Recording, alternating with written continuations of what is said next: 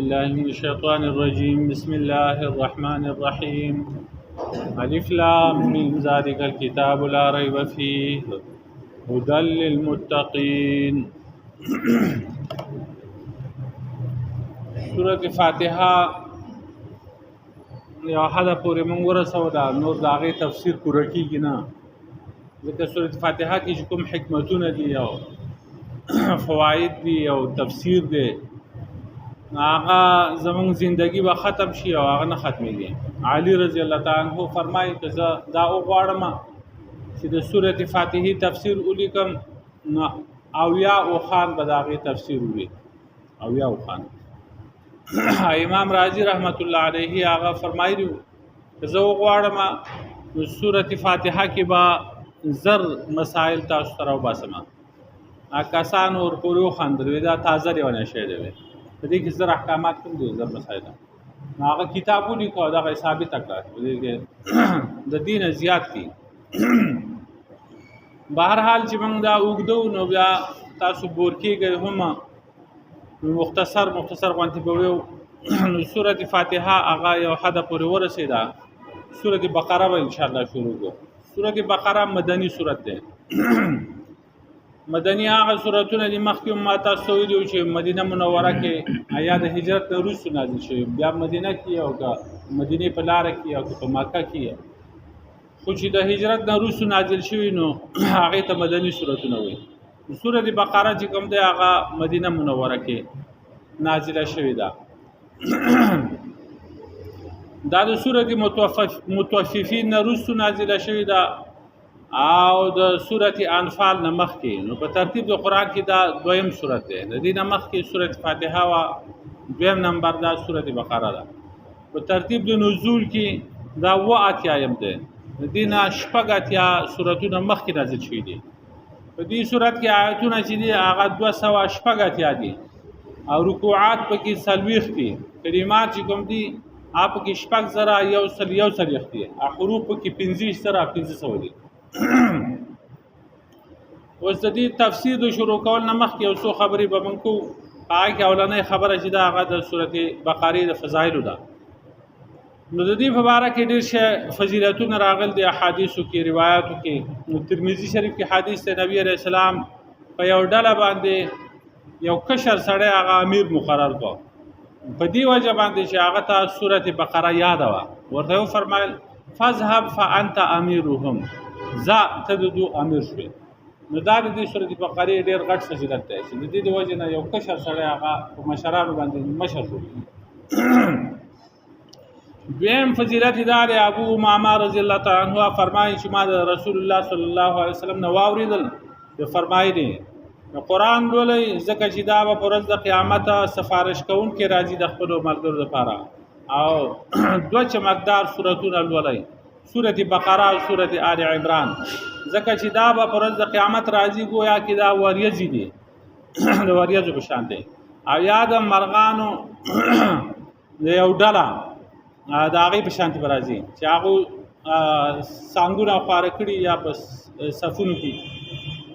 نو تحاجان عن صاحبهما، دوبه دفاع کوي د خپله ویونکي نه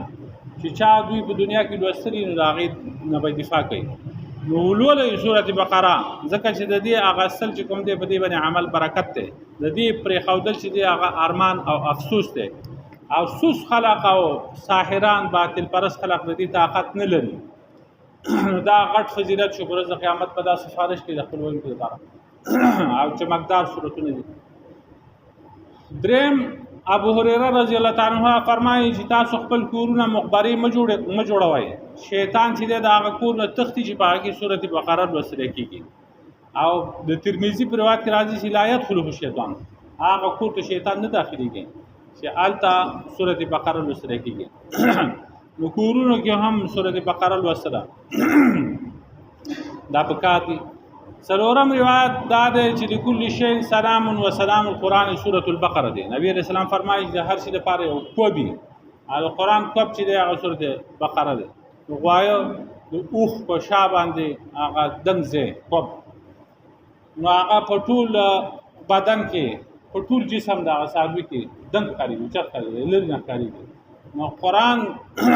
دنګواله او چتواله رفعت هغه په دې صورت کې دی. ا پنځم روایت دا دی چې من قرأها فی بیته لیلا لم يدخل الشیطان ثلاث لیال. کوم کور کې چې دا د شپې ولسره شو دا سورته نو 3 شپې هغه کور ته شیطان نشیتله او که د ورځې ولوسته نو 3 ورځې چې کوم دا کور ته شیطان نشیتله. لبید بن ربیعه چې دا یو شاعر صحابي دی رضی الله تعالی عنہ. سبع معلقه دا یو کتاب دی د اشعارو. کله چې نبی علیہ السلام لا نو پیغمبر شوه نو خلقو شاعرانو خپل کلامونه راوړو بیت الله شریف کې وای ځوړنده ودا نو سبع باندې و او معلقه باندې ځوړنده شوی قصیده ځوړنده شوی قصیده نو د یو قصیده پکې و د ټول عمر چونو 154 سالو نو جاهلیت زمانه هم مندل دا او د اسلام زمانه هم مندل دا. کله چې مسلمان شو نو بس اشعار دا ترې خوګه نو دا به فرمایل چې قرآن موجود دی نو بیا څه ضرورت دی چې شعر نه ما نو یو ورځ چې کوم دی عمر تانو دنه مطالبه وکړه چې ته اشعار وا هغه ته سورۃ بقره شروع کړه او ورته وځستانه د قرآن درس نه غواړم بقری د ثنه ما زه تا ته وایم چې ما ته شعر نه وای نو هغه ورته وی چې ما كنت لاقول شعرا بعد ان علمني الله البقره وآل عمران. دا مناسب نه دي چې زه اوس تا ته شعرونه وایم رسو د دینه چې ما ته الله پاک سورۃ بقره سورۃ آل عمران زده کړی وي او په بل روایت راځي چې قد ابدلني الله تعالی به البقره. حالانکه د دې اشعار په بدله کې الله پاک مالا قرآن را کړ دا بقره را کړ سورۃ بقره ولې نن ولما نو هغه ځات خوشاله شو عمر رضی الله او تنخواه به ورکوله په هغه وخت کې به د بیت المال نشي کوم دی باقاعده هر سړي د وظیفه تنخواه دا مې راوي دلې 1500 روپۍ سیوا ورکړي 1500 درهم باغ دیاش کې. ابن کثیر وایي چې په دې صورت کې کوم دی هغه زر امرونه دي امر ازر پکې نه هدي امر باندې دا کار کوا زر دا کارونه دا کوي زر پکې دا چې دا مکوي او زر پکې جملې خبري دي او زر حکمونه دي پکې وي او شاه عبد العزيز رحمت الله علیه په خپل تفسیر کې لیکل دی فتح العزیز کې چې په دې کې 1500 ښکارا احکام دي 1500 او یو آیات چې د سورته بقره کې آیت المداینه آیت الدین دا وتم وي یا ایها الذين امنوا اذا تداینتم بدین الى اجل مسمى فاكتبوه. اے مسلمانانو کله چې تاسو معامله کوئ د نسیا او د قرض نو دا دی کوي دا آیات چې کوم دی اوګد آیات دی په دې یو آیات کې 15 احکامات دي 15 احکامات او حافظ ابن قیم رحمت الله علیه هغه وایي چې په دې صورت کې 15 مثالونه ذکر شوي دي. مثال د یو مسلې د وضاحت لپاره سره ته خپوشي مثالونه په کوم دي. عبد الله بن عمر تعالی چې کوم دی هغه دا تفسیر چې د دې صورت زدکو اته کال په لګیدلی اته کال پاتو کالو کې تفسیر تکړه او د پلار چې د عمر تعالی نو هغه په 200 کالو کې سورته بقره زده کړې ده او کله چې ختم کړه نحر جزوره نو بیا اوخ ذبح کړ او د شکرې په تور باندې خیرات یو کو خلق راو برلا دا د دینه دا پته هم لګی چې کله چې ختم شي قرآن یا سورت ختم شي دا عقیده رسو چې کوم د شکرې په تور باندې څه شي هغه ورکی او خوري هغه خړې شي دا جایز دی. عمر دارو چې کوم دا هغه اوخ ذبح کړه خلق راو او شقیق بن سلمہ وی چې عبد الله بن عباس رضی الله عنه سورۃ بقره ولوسلا او دا غي عجيبه تفسیر او تشریح وکړه نو یو سړی وی چې کدا د دیلم کافرانو ادا تشریح اوریدل وکنه نو ډیر ځر به ایمان راوړ مسلمانان شي دیم با ساده چې بدی کې دا سورۃ بقره چې دا یو نوم دی بقره او څه کوي بقره غوا ته وي او بدی کې د بقره د غوا ذکر دی بنی اسرائیل د غوا نو ځکه وته سورۃ بقره وي ادا په احادیث سره ثابت ده ځکه چې مخکې احادیث کې لاړ اقرأوا سورۃ البقره دی سورۃ بقره یعنی د غوا غ سورۃ لري اگر چې حجاج بن یوسف بدا بد غنه ده ودا سمو چې سورۃ البقره خو السوره التي تذكر فيها البقره سوره چې په هغه کې د بقره او د غوا ذکر دی او نه په حدیث کې دي ته ویل شوی دی نو به کې کراهت نشته دویم نوم چې دی هغه سوره فستات القرآن دی د قرآن غټه خیمه دا په ډیرو مضامینو باندې دا سوره شامل ده په دې کې عقاید شته اعمال پکې شته معاملات پکې شته احکام پکې شته سیاسيات جهاد امثال تاریخ د بنی اسرائیل او آداب وغیرہ نو د دې وجنه فستات القرآن څه کوي غټه خیمه د قرآن او بل نوم چې هغه سوره سنام القرآن ده سوره چې دا قرآن خوب ده اعلی حصہ ده اصلورم نوم چې سوره الزهراء ده چمکدار سورته لکه مخکې حدیث کې لاړ شي دا سورته سورته ال عمران دا چمکدار سورته د پر قیامت په سفارش کې خپل وایي لپاره اپنځم نوم الف لام میم هم دی الف لام میم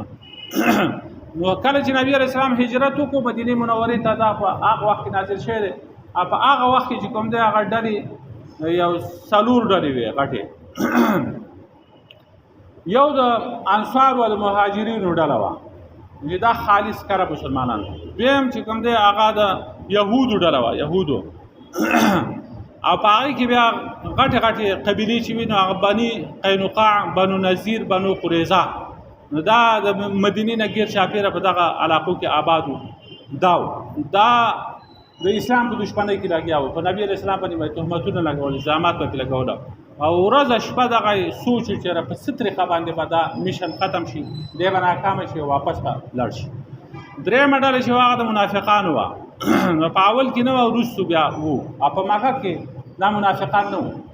ځکه مکه کې مسلمانان کمزوري والته ابو زورورو نفاق ته ضرورت نو او دلته چې کوم د مسلمانانو چې لږ ترقی وکړه